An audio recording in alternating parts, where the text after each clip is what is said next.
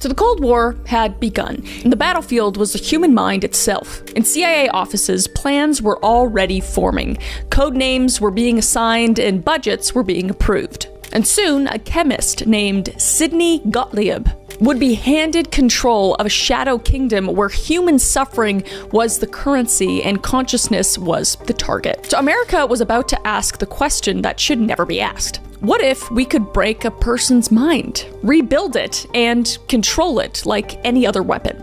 And the answer would destroy more lives than any bomb. And it would all be in the name of freedom. The Central Intelligence Agency was barely 3 years old when it decided to get into the mind control business. Created by the National Security Act of 1947, the CIA was supposed to be America's answer to Soviet intelligence, a shield against communist infiltration, and a sword to strike the enemies abroad. But what nobody mentioned in the legislative debates was how quickly protecting America would evolve into experimenting on Americans. So the groundwork began with projects that sounded like rejected comic book titles. At first came Project Bluebird, and that was in 1950, and it focused on special interrogation methods and making people resistant to enemy brainwashing. And the name suggested something peaceful, maybe even patriotic. But the reality involved drugs, hypnosis, and psychological torture designed to shatter human consciousness like glass. And Bluebird would eventually evolve into Project Artichoke in 1951. Because apparently someone in the CIA had a thing for naming horrific programs after innocent objects. So Artichoke would push further into darkness, testing whether hypnosis and chemicals could turn a person into a remote-controlled assassin. Think The Bourne Ultimatum, except with real people and no Hollywood ending. And the man tasked with running these horrific programs was a soft-spoken chemist named Sidney Gottlieb. And to his neighbors in suburban Virginia, he was just another government worker who grew orchids and stuttered slightly when he was nervous. But to his colleagues in the CIA's Technical Services Division, he was something else entirely. He was a brilliant scientist with an unsettling enthusiasm for exploring the outer limits of human suffering. And Gottlieb had even earned the nickname Black Sorcerer in intelligence circles. And I can tell you what, it wasn't because of his gardening skills. Okay, so the man had a gift for turning theoretical chemistry into practical nightmare fuel. He could discuss the psychoactive properties of lysergic acid, diethylamide. Sorry, it's hard. These words are hard. With the same clinical detachment other people would use to talk about the weather. And by 1953, the early experiments had proven one thing. Breaking human minds was definitely possible. But the question was whether America wanted to industrialize the process. And the answer would come from the top, CIA Director Allen Dulles. Or Dulles, or Dulles, I don't really care, he's kind of a piece of shit, so. And he was a man who understood power the way sharks understand blood in the water. Because he'd spent years watching Soviets expand their influence across the globe. And he was convinced that they were winning the psychological warfare game. Because at the end of the day, the government's just playing games with us. I should not talk as much. I feel like I'm gonna disappear. So when Gottlieb approached him with a massive centralized mind control program, Dulles, whatever, didn't hesitate. So on April 13th, 1953, he signed the authorization for Project MKUltra. And the name itself was typical CIA cryptography. MK indicated the program belonged to the Technical Services Division, while Ultra was a random word chosen to sound sufficiently mysterious. It sounds ultra stupid to me, but okay. But what wasn't random was the scope. Because this would be the most extensive mind control research program in human history, with a budget that would make most university research departments weep with envy. So Gottlieb's first move was pure genius, if you define genius as spectacularly evil, like Dr. Evil from Austin Powers. And he would convince the CIA to buy the entire world supply of LSD from Sandoz Laboratories in Switzerland for $240,000, which is roughly $4 million in today's money, which is f***ing crazy. So overnight, America had cornered the market of the most powerful psychoactive drug known to science. So just think about that for a moment. The same government who would later wage a war on drugs had just become the world's largest drug dealer. All in the name of national security. Thanks, guys. So with unlimited funding and unlimited LSD and unlimited government backing, Gottlieb began assembling his empire of shadows. So universities would provide the researchers, and hospitals would supply the test subjects, and prisons would offer captive populations who couldn't say no. Yeah. I mean, I don't care about the murderers and the you-know-whats, but everybody else, I mean, if you stole a candy bar, I don't know, it's inhumane. But that wouldn't even be the biggest problem, because America had plenty of citizens, and most of them had no idea what the hell was coming. So MKUltra was about to begin its reign of terror, and they had the full blessing of the United States government. Big shock. Because in the Cold War, apparently, the only way to protect American minds was to destroy them first. So the irony was lost on no one except the people making the decisions themselves. So by 1953, Sidney Gottlieb had assembled something that would have made Dr. Frankenstein envious as hell. A nationwide network of human experimentation that stretched across more than 80 institutions and encompassed over 150 separate research projects. And the budget was staggering, $10 million, and that would equal roughly $87.5 million today. But money was just numbers on the ledger. The real currency of MKUltra was human suffering. So the program's objective was deceptively simple. Discover how to control human consciousness using chemical, biological, and radiological methods. And whether the subjects consented was completely optional. And whether they survived was completely irrelevant. So the chemical key to consciousness at the center of MKUltra's arsenal was a substance so powerful that amounts equivalent to 2 grains of salt could shatter a human mind. Lysergic acid dithylamide, which is better known as LSD, and that's what I'm gonna call it from now on because I ain't saying that shit again. So Swiss chemist Albert Hofmann first synthesized LSD in 1938. So for those of you who don't know, or for those of you who have tried it and still don't know, maybe you should know some history about it, so let's go over that real quick. So Swiss chemist Albert Hofmann first synthesized LSD in 1938. And he accidentally discovered its hallucinogenic properties in 1943, when he absorbed some through his skin. I can't even imagine how his day went, probably terrible. But the drug works by hijacking the brain's serotonin system, basically, binding to receptors that normally help interpret reality. And this causes the brain to process far more stimuli than usual, turning reality into a kaleidoscope of distorted perceptions where users might see music or hear colors. And under normal doses, an LSD trip might last from 7 to 12 hours, maybe even less, depending on how much you take. Not that I would know. But MKUltra researchers weren't interested in normal doses, and they would push subjects into uncharted territory with massive quantities that could trigger ego dissolution with the complete breakdown of personal identity. And at these extreme levels, subjects could experience seizures, respiratory problems, and dangerous hypothermia. But the psychological effects were even more devastating, because extended exposure could trigger flashback months or years later. And in some cases, hallucinogen persisting perception disorder, which is HPPD, a condition so severe that victims are unable to adapt to living with permanent, reoccurring trips. But for the CIA, these weren't side effects, they were features. Because the more LSD could break down the human consciousness, the more useful it became as a weapon. So Gottlieb's empire operated on a simple philosophy. Before you could insert a new mind into somebody's head, you first had to destroy the one that was already there. And this was not therapy. It was psychological demolition. And the techniques read like torturers' instruction manuals. Because these were massive doses of LSD that could keep subjects hallucinating for weeks on end.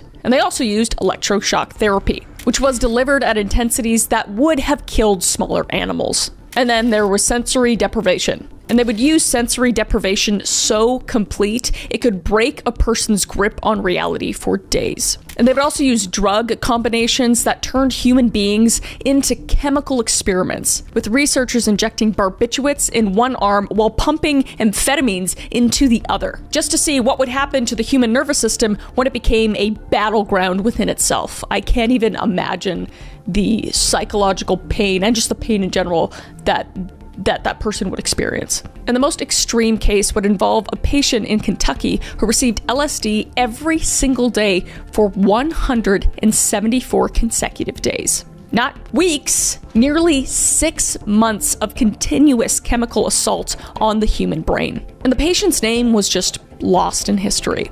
And their suffering just became a statistic in Gottlieb's files, hunting the vulnerable because MKUltra didn't target the powerful or connected. As one CIA officer coldly noted, they focused on quote-unquote, people who could not fight back, which was mental patients, prisoners, drug addicts, and prostitutes. And the agency even extended its reach to children, with documented cases of subjects as young as 8 to 10 years old, which is so incredibly heartbreaking. And they would go through months of LSD, electroshock, and sensory deprivation. And James Whitney Bulger, the notorious Boston crime boss, actually volunteered for what he was told was an experiment to find a cure for schizophrenia. And he did this while serving time in Atlanta Federal Penitentiary in 1957. So for more than a year, he received LSD injections daily. And his description of the experiment reads like something from Hell's own medical journal, stating, 8 convicts in a panic and paranoid state, total loss of appetite, hallucinating, the room would change shape, hours of paranoia and feeling violent. We experienced horrible periods of living nightmares and even blood coming out of the walls, guys turning into skeletons in front of me. I saw a camera change into the head of a dog. I felt like I was going insane. And years later, Bulger would finally realize the truth, saying, I was in prison for committing a crime, but they committed a greater crime on me. So the man who would become one of America's most wanted criminals had been transformed into a case study in government-sponsored psychological torture. And that's when we enter Operation Midnight Climax. Yeah, it's as bad as it sounds. So the CIA's brothel among MKUltra's most twisted operations was a program that sounds too bizarre to be real, but it is. And that was Operation Midnight Climax, where government employed ladies of the night lured unsuspecting men to CIA safe houses in San Francisco and New York for drug experiments. And the agency would dose the men with LSD, and then they would just watch through two-way mirrors as the drug took effect. They didn't know that they were being drugged, by the way. They thought they were gonna go to this safe house and get lucky. And they would just record everything for later analysis. And CIA operative George Hunter White, who ran the operation, later described his work with disturbing enthusiasm, saying, I toiled wholeheartedly in the vineyards because it was fun. Fun, fun. Where else could a red-blooded American boy lie, kill, cheat, steal, grape, and pillage with the sanction of blessing of the All-Highest? This guy was two sheets to the wind, twisted piece of shit. I don't even understand what he said. And the recording devices in the room were disguised as electrical outlets. And the subjects never knew they were being drugged, as I said. They were just watched and recorded. And they were just ordinary men who thought they were paying for sex. And instead, they just became unwitting participants in the most elaborate psychological warfare experiment in human history. And perhaps nowhere was MKUltra's brutality more systemically applied than at the Allen Memorial Institute in Montreal, where Scottish psychiatrist Dr. Ewan Cameron turned a prestigious hospital into a laboratory of horrors. And Cameron, who was paid $69,000 by the CIA between 1957 and 1964, developed techniques that would make medieval torturers seem humane by comparison. And his specialty was something he called psychic driving, a procedure where patients were subjected to continuously repeated audio messages on looped tapes, often exposed to hundreds of thousands of repetitions of a single statement over the course of their treatment. That sounds fucking terrible. I can't even stand in an elevator for more than like 5 minutes before that music drives me fucking insane. I can't even imagine, like, all jokes aside, how horrible that would be. But this was just the beginning. Because Cameron used doses of thorazine to put patients into artificial comas and what he called a sleep room. And the drug-induced sleep usually lasted from a few days up to 86 days. Far longer than any of the patients expected. Because what's consent, right? So while the patients were unconscious, the patients were subjected to electroconclusive therapy at 30 to 40 times the normal power. So their brains were just bombarded with electrical storms that would have killed them in any larger of a dose. And again, they're unconscious at this point, so they obviously can't consent to what they are doing. And the de-patterning process was designed to erase personality entirely.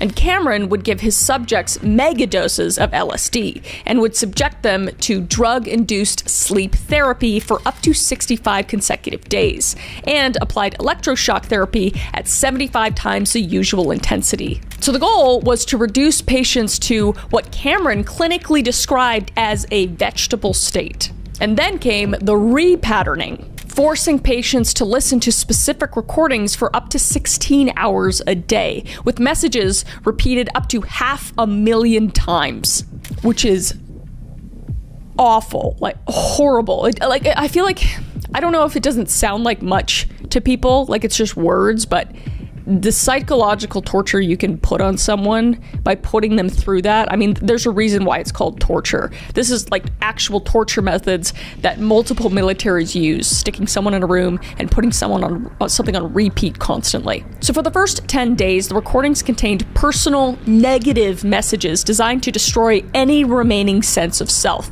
So just imagine that millions of times just telling you how worthless you are. And you can't think of anything else because you have to listen to what's in your ears. I can't even imagine. And then the next 10 days featured positive messages meant to rebuild the personality according to Cameron's specifications. And one patient, subjected to recordings 45 times, expressed her distress, begged the experimenter to stop playing it, and even turned red and began hyperventilating and started shaking and continued to shake even after the recording was stopped. And the researchers noted her reaction with the same emotional detachment they might use to describe the behavior of laboratory rats. It's just chilling. And it is his mind, no less, which may destroy mankind. I never saw him once in all the times that I saw him that I wasn't afraid. Every time I went down to his office, I would shake with fear. And every time I'd see him coming down the hall, I'd shake with fear. But I adored him. The human cost was just staggering. And Louis Weinstein, a Montreal businessman who entered the Institute for Anxiety and Digestive Problems, emerged as what his son described as a human guinea pig, a poor, pathetic man with no memory and no life. He lost his business. He lost everything. Like, these people were walking out of here, sometimes, a lot of them didn't, just complete shells of themselves. But one of the most horrifying aspects of MK Ultra was its willingness to experiment on children. So Bill Yarborough, who believes he was a child victim of MK Ultra, recalls experiments where they, quote, "They asked me to draw as many squares as possible on a sheet of paper until an alarm clock rang. If I drew enough, I'd be given a candy bar. If not, I'd be handed over to a monster." Again, it's just like, it seems so like mundane and stupid, but just, can you imagine just drawing, and who knows how long they're making these kids draw like squares, like could be an hour, could be 16 hours. Like, I can't even, they're just so f***ed up. Like, these people have no souls. But his memories, suppressed for decades, eventually surfaced, saying, "My father worked in the war crimes staff of the U.S. Army after World War II, where he interviewed the Nazis running the Dachau concentration camp. And that is where the Nazis conducted mind control experiments, and that is where the CIA recruited some mind control experts for MK Ultra. And I believe that it is the connection that let us into this program." Just scum of the earth. Like, recruiting Nazi doctors for an American program to torture their own citizens. I can't. fathom it. So the irony was just crushing. America had prosecuted Nazi doctors for experimenting on children, and then recruited those same doctors to refine their techniques and use them on American children. Just a special place in hell for the whole lot, besides the kids, obviously. So in one of history's greatest ironies, MKUltra accidentally launched the 1960s counterculture movement. And Ken Kesey, author of One Flew Over the Cuckoo's Nest, received his first LSD through the CIA experiments while he was a student at Stanford. And Robert Hunter, lyricist for the Grateful Dead, was paid to take LSD, psilocybin, and mescaline, and report on his experiences. And Allen Ginsberg, the poet who would preach the value of psychedelic experiences, got his first acid trip courtesy of, you guessed it, Sidney Gottlieb. And Hunter's description of his LSD experience reads like poetry. He said, "Sit back, picture yourself swooping up a shell of purple with foam crests of crystal drops, soft nigh, they fall onto the sea of morning creep, very softly mist, and then sort of cascade tinkly bell-like, and then conglomerate, suddenly into a peal of silver, vibrant, uncomprehendingly, blood-singingly, joyously resounding bells. By my faith, if this be insanity, then for the love of God, permit me to remain insane." What? I don't want what he's having, is what I gotta say. So these particular volunteers found these experiences pleasurable, and they would tell their friends. And soon, LSD spread beyond government control, just fueling a generational rebellion against everything the CIA represented. Because the agency had hoped to weaponize consciousness. Instead, they were armed with enemies with the very tools that would challenge authority itself. And obviously, these volunteers were getting their own doses. Like, they weren't being heavily dosed like the people that came out of prison or mental institutions. So it was like pleasurable for them. Whereas the experiments that were going on with the CIA were just like torture chambers. So by 1963, over 30 institutions and universities were involved in the experimentation program, testing drugs on unknowing citizens at social levels, high and low, Native Americans, and foreign. And the military alone conducted 3 phases of LSD testing. The first phase included over 1,000 American soldiers who willingly volunteered for chemical warfare experiments, while phase 2 involved 96 volunteers dosed with LSD for evaluation of intelligence uses. But we will never know the true scope of MKUltra's damage. And Stephen Kinzer even noted, quote unquote, "We don't know how many people died, but a number did die, and many lives were permanently destroyed." And the deliberate destruction of the records ensures that thousands of victims remain unknown. Their suffering just erased as efficiently as their memories. But what we do know is that for a decade, the United States government operated the most extensive mind control program in human history, treating its own citizens as expendable test subjects in a war that existed primarily in the paranoid imagination of men who confused patriotism with psychopathy. So the experiments would continue subject by subject, injection by injection, shock by shock, until the day someone would ask the question that terrified the CIA more than any Soviet weapon. And that was, what if the American people actually found out what the government was doing to their own people? And that day was coming. And when it would arrive, the reckoning would be swift and merciless. So the statistics of MKUltra read like a military casualty report. Over 150 experiments, thousands of subjects, and over millions of dollars spent. But behind every number was a human being, whose life was completely shattered by their government's hunger for psychological weapons. And some names we know, but most we will never learn. But all deserve to be remembered. And one of those people was Frank Olson. And he would be the scientist who knew too much. So Dr. Frank Rudolph Emanuel Olson was 43 years old when he died. And he knew secrets that could have toppled governments. And as acting chief of the Special Operations Division at Fort Detrick, Maryland, Olson occupied a unique position in America's biological warfare program. He wasn't just another lab coat. He was the bridge between legitimate research and the darkest corners of the CIA's mind control experiments. So he knew about the anthrax experiments on North Korean civilians. And he had witnessed interrogation sessions where prisoners were literally interrogated to death, using experimental combinations of drugs, hypnosis, and torture. And he had seen the piles of dead monkeys that greeted researchers each morning, and victims of chemical and biological experiments that would have violated every international law if anyone had bothered to ask. So by November 1953, something was eating at Frank Olson's conscience, and his colleagues would notice the change, because the man who had once been the life of the party, quote unquote, had become withdrawn and troubled. And he'd start questioning the work, asking uncomfortable questions about the ethics of what they were actually doing to human beings in the name of national security. But the questioning, as we know in CIA style, would cost him his life. So on November 19th, 1953, Olson attended what seemed like a routine CIA retreat at Deep Creek Lake, Maryland. And about 20 CIA and Army officials gathered at a remote cabin to discuss ongoing projects. And among them was, you guessed it, Sidney Gottlieb, the devil, and his deputy, Robert Lashbrook. So after dinner, as the men relaxed with drinks, Gottlieb and Lashbrook quietly dosed the alcohol with, you guessed it, LSD. And they would call it just an unwitting experiment. But none of the men knew they had been drugged until Gottlieb casually mentioned it 20 minutes later, after the drugs were in their system, as if revealing the punchline to an elaborate joke. Hey, by the way, I dosed you with a horrifying hallucinogenic at high doses. Have fun tonight. Don't let the bed bugs bite.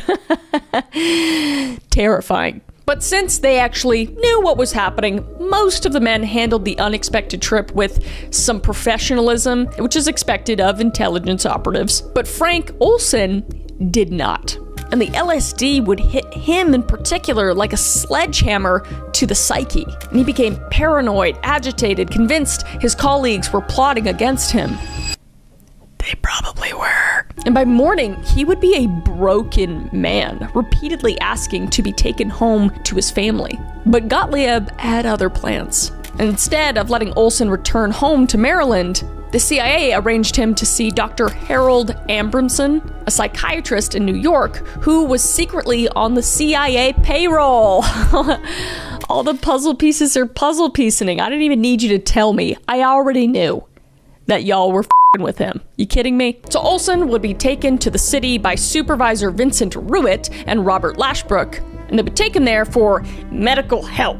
But really just for damage control. No quotes, just damage control. Because the agency needed to know how much Olson might reveal about their programs, and whether he could be trusted to keep quiet. So on the night of November 27th, 1953, Olson was staying in the room 1018A of the Statler Hotel in Manhattan, sharing the space with Lashbrook. And at approximately 2:30 a.m. on November 28th, a thunderous crash shattered the silence. Because Frank Olson had gone through the closed window of the 13th floor, plummeting 170 feet to the sidewalk below. And when police arrived, they found Lashbrook sitting calmly on the toilet, just taking a passive shit.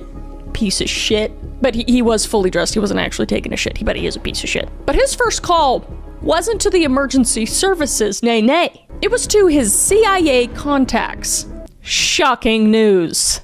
Breaking news. Just kidding, it's fully expected. So the official story was simple. Frank Olson, suffering from a psychotic break caused by LSD, had committed slide by jumping from his hotel window. Case closed. And the family was just told that their husband and father had suffered a fatal nervous breakdown, but the details never added up. And the hotel night manager, Armand Pastor, who reached Olson first, later recalled, quote unquote, "In all my years in the hotel business, I never encountered a case where someone got up in the middle of the night, ran across the room in his underwear, avoiding two beds, and dove through a closed window with the shade and curtain drawn." I think you're onto something, Armand. And the physics were all wrong, because the trajectory was completely wrong. Essentially, everything about the scene suggested not slide, but something far more sinister. So in 1994, more than 40 years after their father's death, Eric Olson had his father's body exhumed for a second autopsy. Absolutely. Nice, Eric. And the results would be devastating to the official narrative, because the forensic examination revealed evidence of blunt force trauma to the head, injuries consistent with being struck before the fall. Again, we already knew this, but at least their son's actually finding out. Because mind you, at this time, people actually trusted the government, which is crazy. But they did. So who was to think that their own government, the people that hired on this guy's father would kill the father, But now we know. And on top of the blunt force trauma, there were no cuts on the body from broken glass, suggesting he was unconscious when he went through the window. And the New York District Attorney quietly changed the classification of Frank Olson's death from slide to unknown. And Eric Olson's investigation uncovered the chilling truth. His father hadn't just witnessed CIA atrocities. He had been planning to quit and potentially expose them. And in the paranoid world of the 1950s intelligence, that made him a security threat to the highest order. Because although people did trust the government, they were freaking out. I mean, there's Cold War, there's all these things happening where people are like, what the hell is going on? So that trust was beginning to fade, and this was the nail in the coffin. And the LSD hadn't been an experiment. It had been an interrogation drug, designed to assess what Olson might reveal and how much he could be trusted. So when the assessment came back negative, Frank Olson had to be silenced permanently. So the case was beginning to crack. But 6 months before Frank Olson's suspicious death, another man became a casualty in the CIA's chemical weapons program. That person was Harold Blauer. And he was 42 years old and a professional tennis player and a father who had entered the New York State Psychiatric Institute in December of 1952 for treatment of depression following his divorce. But what Blauer didn't know is that his doctors had been recruited by the Army Chemical Corps as part of a classified program to test synthetic mescaline derivative. And in December of 1952 and January of 1953, Blauer was injected 5 times with increasing doses of the experimental compound. And the final injection was administered on January 8, 1953. And it contained a dose so massive it would have killed most laboratory animals. And within 2 hours, Blauer was in convulsions. And within 3 hours, unfortunately, he was dead.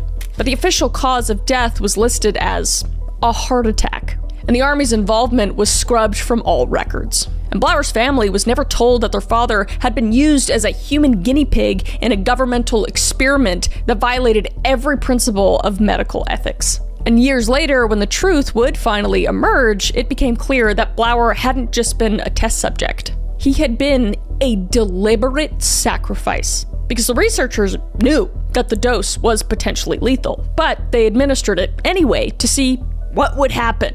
And his death would just provide them with valuable data about the toxic limits of their new chemical weapon.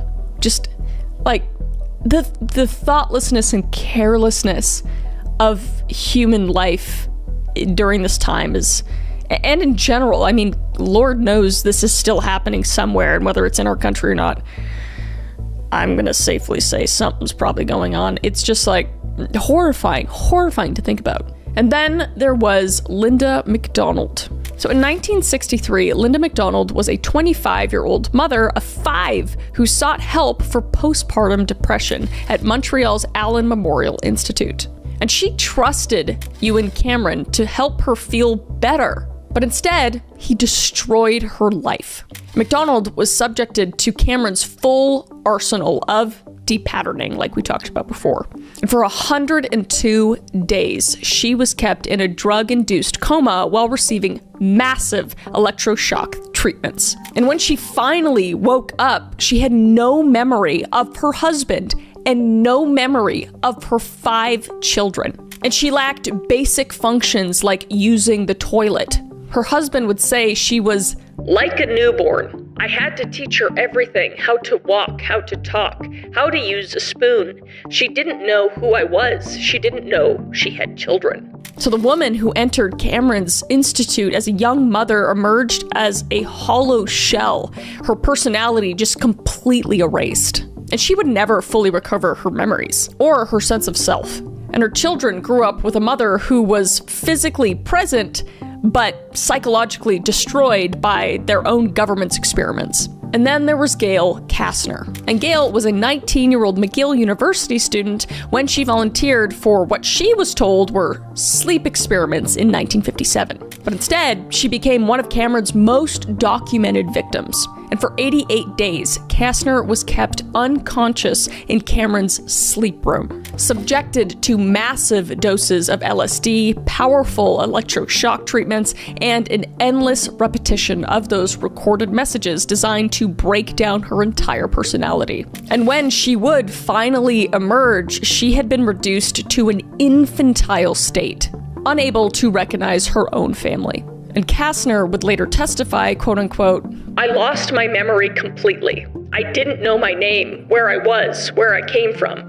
I had to be toilet trained again. I had to learn to eat again, to walk again." And Kastner eventually recovered some of her abilities, but the damage was permanent. And she suffered from chronic anxiety, memory problems, and PTSD for the rest of her life. And in 2007, she finally received a settlement from the Canadian government, a paltry sum that could never compensate for the decades of suffering caused by the government's complicity in torture. But perhaps the most horrifying victims of MKUltra were those too young to understand what was happening to them at all. So at various institutions across North America, children as young as 6 years old were subjected to experimental drugs, electroshock therapy, and psychological torture. And at one facility, researchers tested how long children could withstand sensory deprivation before suffering a complete psychological breakdown. And at another, children were given massive doses of LSD and then subjected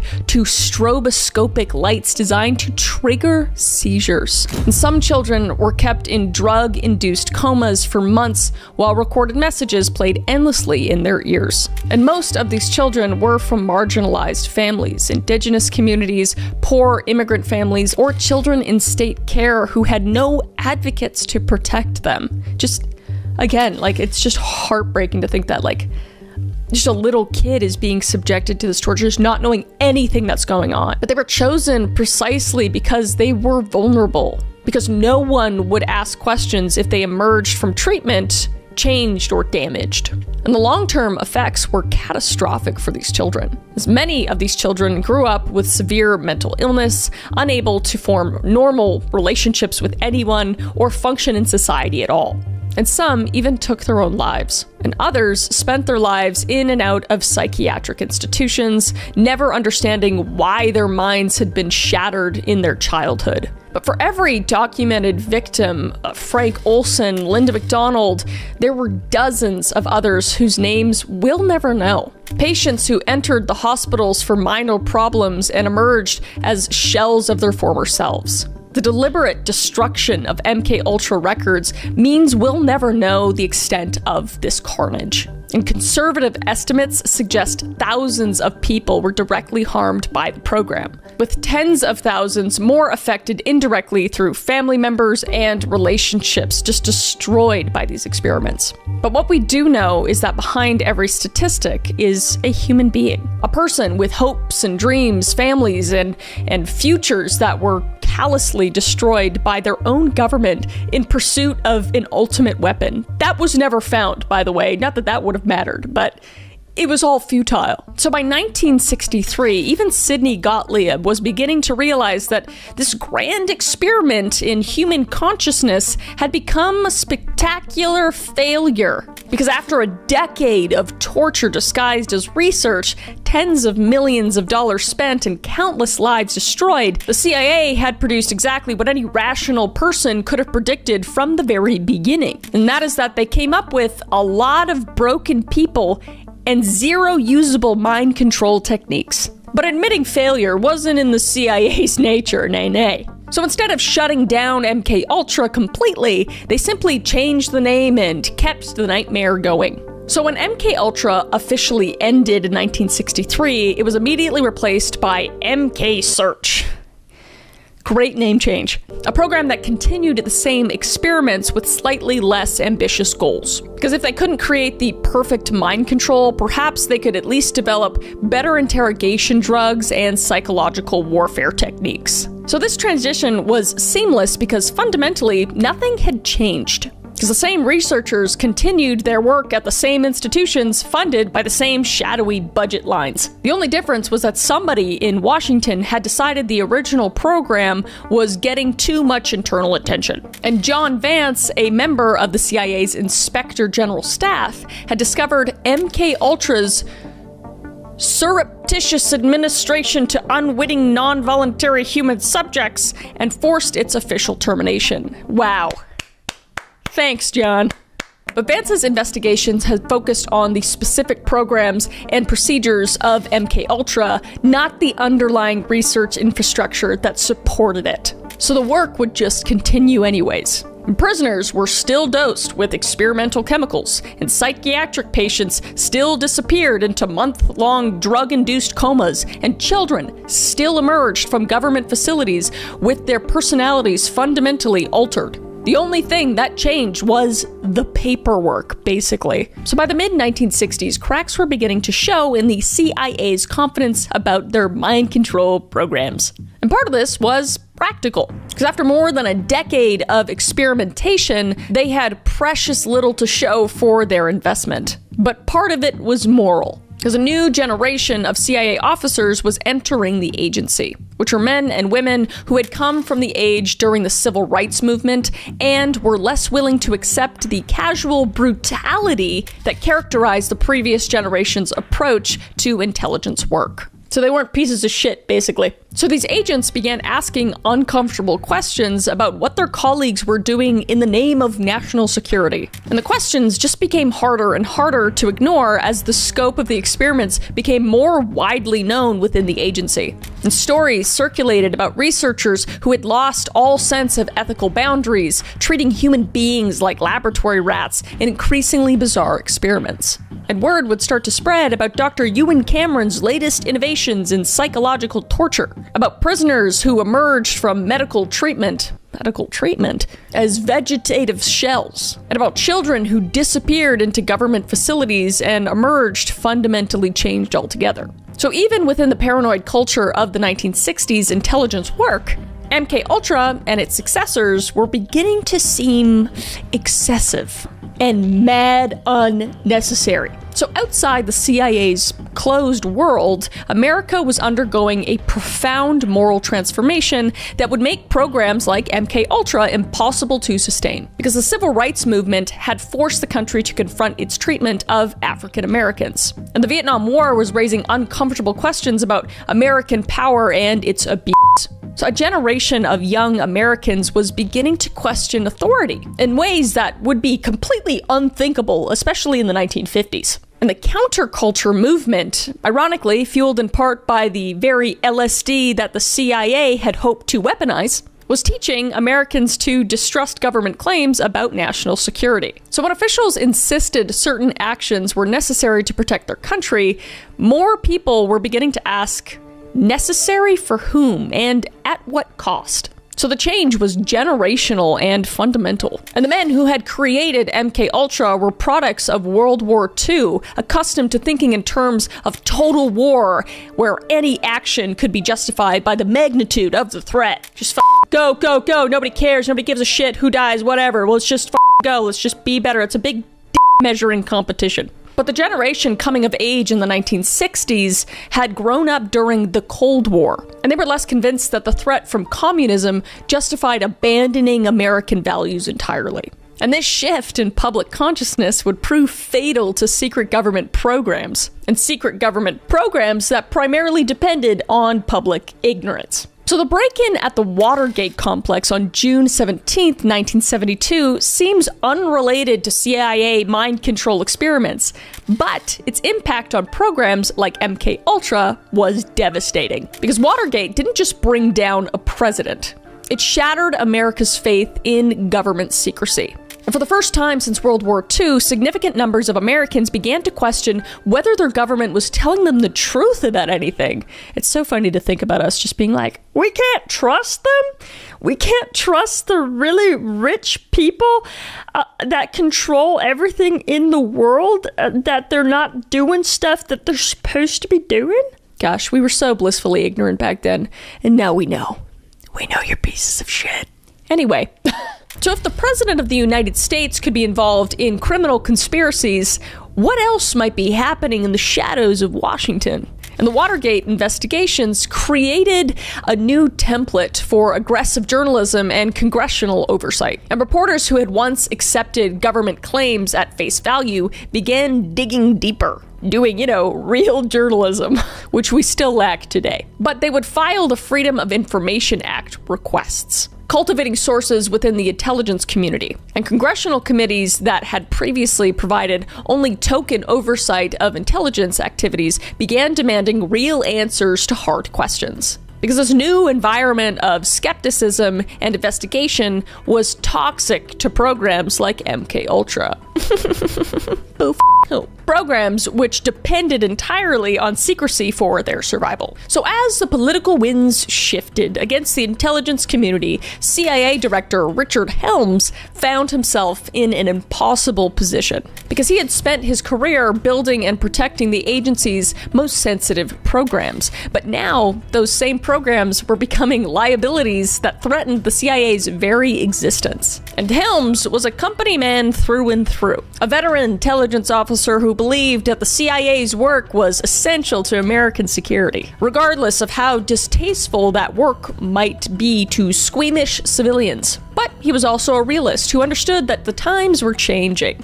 Great.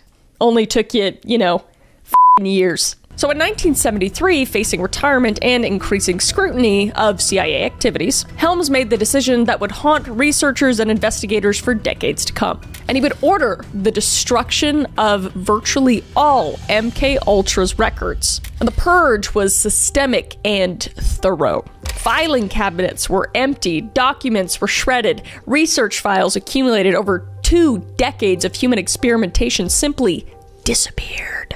And Helms justified the destruction as routine administrative action. But everyone involved understood its real purpose, and that was to eliminate evidence of crimes that could destroy the agency and imprison its leaderships. Consequences for your actions.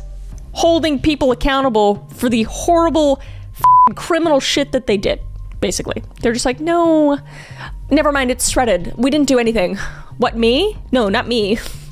I would never. That was the CIA. But the destruction order was carried out with military precision, and teams of CIA personnel worked around the clock to ensure that no trace remained of the programs that had defined the agency's approach to behavioral research. And when they were finished, almost nothing was left. No experimental protocols, no subject lists, no research findings, no records of payments to universities and researchers. It was one of the most comprehensive cover-ups in American history. So Helms' purge was remarkably effective, but it wasn't perfect. And in the chaos of all of the destruction, approximately 20,000 documents escaped elimination. And not because anyone intended to preserve them, but because they had been misfiled in financial records, which is kind of hilarious. But these surviving documents would eventually become the foundation of all subsequent investigations into MKUltra. And without them, the program would have remained completely hidden, its existence known only to the participants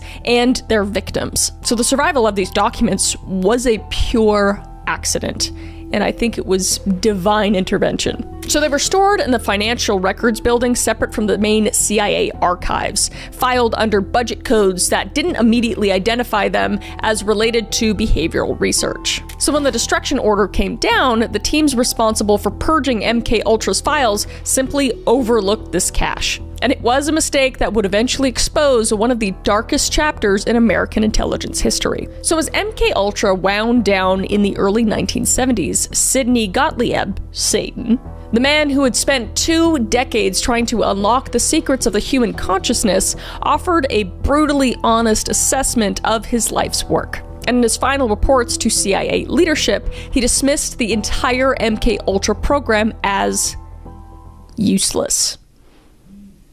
I like, not that you want them to be useful, but the fact that it just all could have been avoided if they were just not horrible human beings is just it's a crazy thought to think about, but I digress. So after 20 years of millions of dollars and thousands of human subjects, Gottlieb had reached the conclusion that mind control was simply not possible. Thanks, Einstein!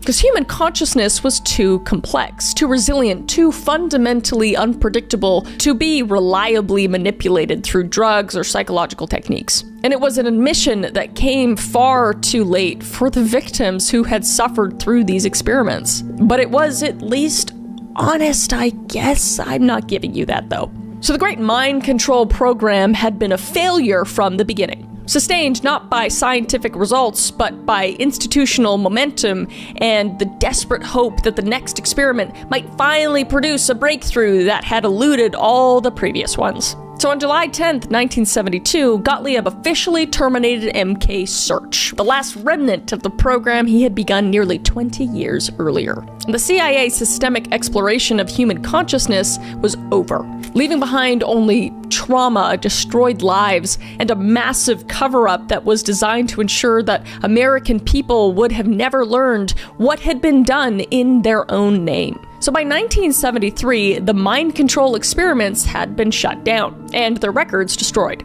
And the researchers had been transferred to other projects or retired entirely. But the victims had been left to deal with their trauma in silence. Most of them still unaware that their suffering had been deliberately inflicted by their own government. So to outside observers, nothing had happened. And the psychiatric hospitals returned to normal operations. And the university researchers moved on to other studies, and the CIA continued its work with no apparent interruption. But beneath the surface, America was changing in ways that would make the secrets of MK-Ultra impossible to keep forever. So the storm was coming, and when it hit, the carefully constructed walls of secrecy around programs like MK-Ultra would crumble like paper in a hurricane. The only question was whether anyone would be left alive to tell the full story when the truth finally emerged. So when Seymour Hersh's explosive expose hit the New York Times on December 22nd, 1974, most readers focused on the headline, which was revelations about illegal CIA domestic surveillance. But buried within that bombshell article was a single paragraph that would prove even more devastating. The agency had conducted illegal experiments on American citizens, and at least one person had died as a result. So for the Olsen family, who had lived for over 20 years believing Frank was a sewer slide, it was a thunderbolt revelation. So President Ford's response to this article was swift. And it was to create a commission led by Vice President Nelson Rockefeller to investigate the allegations. And the commission was designed as controlled demolition, to reveal just enough truth to satisfy the public curiosity without fundamentally damaging the intelligence community. It was a dance that they were trying to do. They're like, okay, let's give them a little bit of information, but also let's not give them all the information. Otherwise, they're going to be really mad if the CIA stays, you know, because we're torturing people, you know? So in June of 1975, the Rockefellers Commission report contained the clinical paragraph that changed everything, and that was, as part of a program to test the influence of drugs on humans, research included the administration of LSD to persons who were unaware they were being tested. This was clearly illegal. One person died in 1953, apparently as a result. And within days, the Olsen family had identified Frank as the unnamed victim. And the story exploded across national media. And on July 21st, 1975, the family found themselves in the Oval Office receiving a personal apology from President Ford and CIA Director William Colby. As if that's gonna take the pain away. But it was an extraordinary moment that was broadcast on national television, of course, because you couldn't just do it in the privacy. You had to make sure everyone knew that you guys are good guys, that you're not doing that anymore. Let's say sorry, and that'll make everything better. Nay. But it was an unprecedented moment in American history. A sitting president apologizing to a family for their government role in killing their loved one. But the apology just raised more questions than it answered, thankfully. Because if Frank Olson's death had been an accident caused by an LSD experiment, why had the family been lied to for over 20 years? Because they didn't know it was a murder at this point. They just said, he's in the CIA and we gave him LSD at this house party, and then he went over here, and then he jumped out the window. So they still think all that. But it would raise the question of what other experiments had the CIA conducted, and how many families were still living with lies. So the government offered a $750,000 settlement in exchange for comprehensive release, absolving them of further liability. Just buying their way out, like usual. And the Olsons did accept, but it was just another layer in the ongoing cover-up. And how would they know better? So while the Rockefeller Commission provided limited glimpses into the CIA wrongdoing, Senator Frank Church's committee conducted the deep investigation Americans actually needed. And they were approved by the Senate 82-4 in January of 1975. And the Church Committee was authorized to dig as deeply as necessary. Get that shovel out. And Senator Frank Church of Idaho was an unlikely choice to lead the most important congressional investigation since the Army McCarthy hearings. Because he was just soft-spoken with a professional manner, and Church just seemed more suited to debating agriculture policies than confronting the nation's most powerful intelligence agencies. But appearances were deceiving. Don't read a book by its cover, nay. Because Church was a former military intelligence officer who understood how secret organizations operated. And he was deeply committed to the principle that no agency should operate beyond the reach of democratic oversight. So over 16 months, they conducted 126 meetings, held 40 subcommittee hearings, and employed 150 staff members.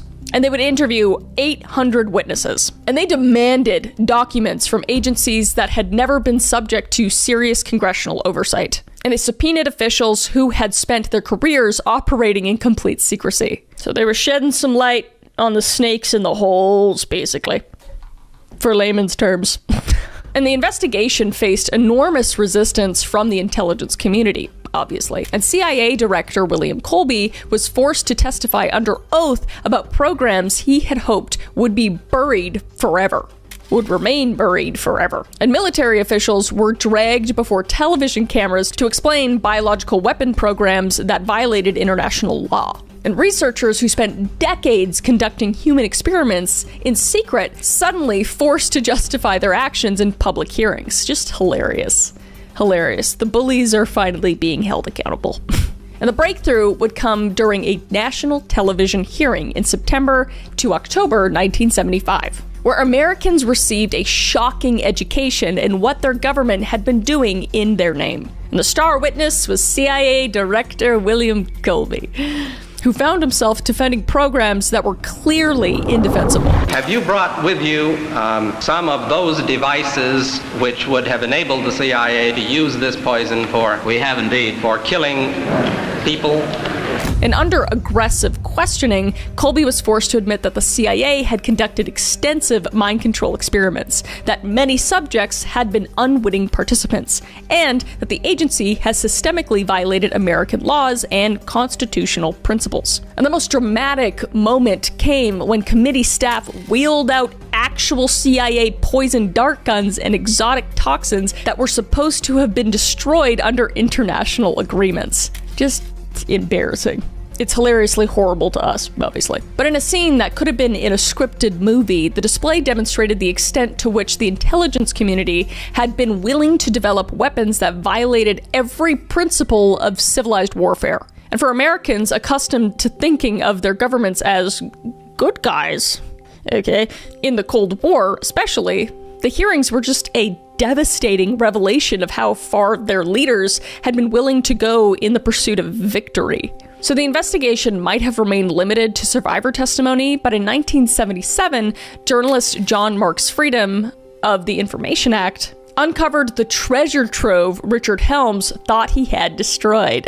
Oh no. Which was 20,000 MK Ultra documents accidentally preserved in those financial records. And these documents were a gold mine of evidence. Experimental protocols, university contracts, subject recruitments, guidelines, research results, and most importantly, proof of the systemic nature of the program. And the papers showed that the program had been far more extensive than anyone had imagined, involving dozens of universities, hundreds of researchers, and thousands of subjects. And the document discovery led to additional Senate hearings in 1977, where survivors of the MKUltra experiments testified publicly about their experiences for the first time. So the cumulative impact of the Church Committee hearings, the document discoveries, and the survivor testimonies was a profound national trauma that fundamentally changed how Americans viewed their government.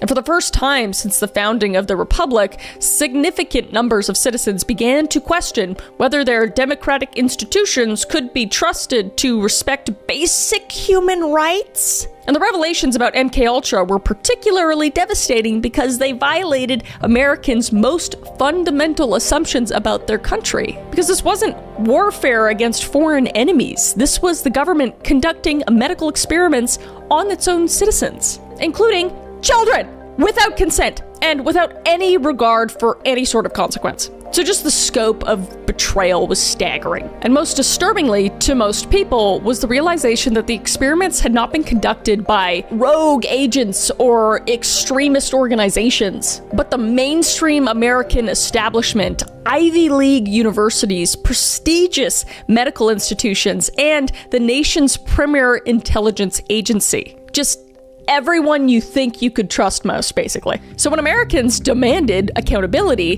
they discovered a system designed for plausible deniability. And orders were given verbally, documents compartmentalized, and responsibility diffused across agencies and contractors. And Sidney Gottlieb, Satan, the operational heart of MKUltra, had retired safely to California by 1973, pursuing a second career as a folk dancer and speech therapist. I have no words. And the transformation was so complete, it seemed almost designed to mock his victims. Because the man who spent decades perfecting techniques to destroy human communication was now helping children overcome speech impediments. And during his limited testimony to congressional investigators, Gottlieb presented himself as a dedicated public servant who had been forced to undertake distasteful work in service for national security. It's not my fault. They told me to do it. They just paid me and told me to do it. I definitely didn't like it. I definitely didn't like it and tell them that we should keep doing it for 20 fucking years. And even during his testimonies, he maintained that the programs had been necessary responses to Soviet threats. And he would say, I want this committee to know that I found this work very difficult, very unpleasant, but very necessary. Shut the f*** up. And his voice just carried the same clinical detachment he had brought to those to selecting doses of LSD for unwilling participants. But the testimony was a masterpiece of bureaucratic deflection, if you will. And Gottlieb acknowledged that harmful things had happened, but portrayed himself as a reluctant participant rather than an enthusiastic architect of the programs, which is what he was. And no criminal charges were ever filed against Satan, Sidney Gottlieb, which is f***ing insane. And he would just live quietly in California until his death in 1999. And Alan Dulles, whatever the f***, who authorized MKUltra in 1953, was already dead by the time the crimes came to light. So I'd say he dodged a bullet, but I know he's burning in hell, so I will sleep soundly at night knowing that. But even if he had lived, his position at the apex of American establishment would have made prosecution practically impossible. He's untouchable, right? And Richard Helms was defiant rather than apologetic about destroying the records, saying, The CIA was not created to be Boy Scouts. What, you were created to torture children and the vulnerable? What? So he defended the document destruction as a routine administrative action designed to protect the CIA sources and methods, arguing that the experiments had been legal under the standards at the time and necessary for national defense.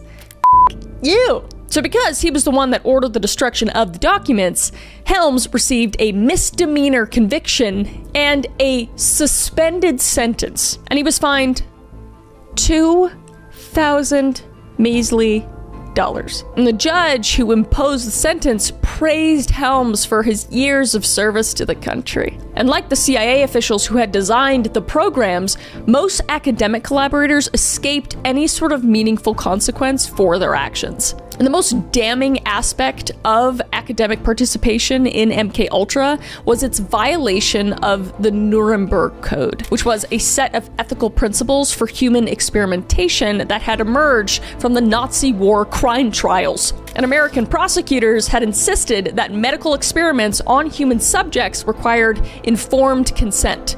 Duh. And that researchers who violated this principle should be held criminally responsible. But when American researchers committed virtually identical violations of the Nuremberg Code, the response was dramatically different, as we know. And the university administrators expressed regret for their past mistakes while emphasizing that the research had been conducted with good intentions and legitimate specific goals. Not a legitimate specific goal, you in the face, you dumb.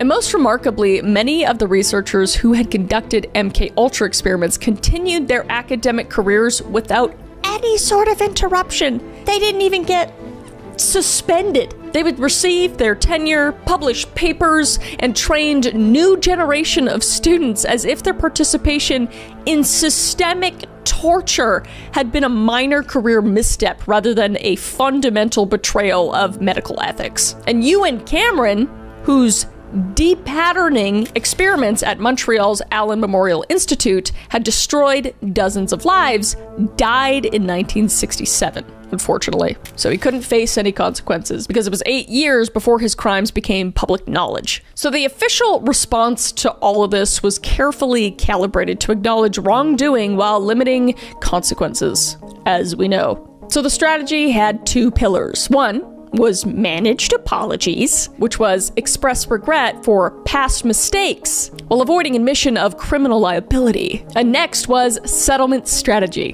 which was offering compensation in exchange for broad releases, preventing further legal action, like the Olsen family getting $750,000. So despite the overwhelming evidence of systemic violations of federal laws, no one was ever criminally prosecuted for the MKUltra crimes. And prosecutors argued that cases would be difficult given the destroyed records and national security implications. But the real reason was political. As we know, protecting the intelligence community was more important than accountability. And the decision not to pursue criminal charges was made at the highest level of the Justice Department after extensive consultation with intelligence officials and political leadership. And criminal trials would have forced the government to reveal additional classified information about intelligence operations, potentially, which would expose sensitive programs to public scrutiny. You know, again, more accountability. Because God knows what else they were doing at this time and now. And the statute of limitations provided additional cover. By keeping crimes secret for over 20 years, officials ensured they could never be held legally accountable. I don't know why this is a thing. Why is statute of limitations a thing? It's f***ing insane to me. Anyway, so this legal technicality became a shield for individuals who had systemically violated federal law. So the failure to hold anyone meaningfully accountable established a dangerous precedent, which was that government officials learned that even egregious violations of human rights would result in nothing more than a congressional hearing, official apologies, and modest settlements, which is horrifying. But the message was very clear.